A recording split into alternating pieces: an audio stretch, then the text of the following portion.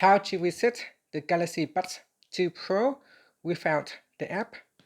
Now, if you have a problem with the earbuds not working, or it won't connect, or have audio issues, you can reset them to fix the problem. So what you can do is put both of the earbuds back into the charging case and then close the lid for at least 10 seconds. So wait for 10 seconds. After 10 seconds, open the case lid. Then press and hold on both touchpads, so touch and hold. On the earbuds, so touch and hold in the earbuds for around 10 seconds until the LED lights blink. So now you can see it's blinking red, blue, and red. And the buds will reset and enter pairing mode after that. Now if you go to your device, you can see that after that you can now reconnect.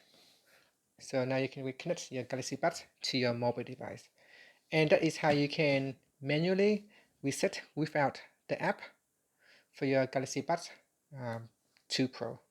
And that's it. Thank you for watching this video.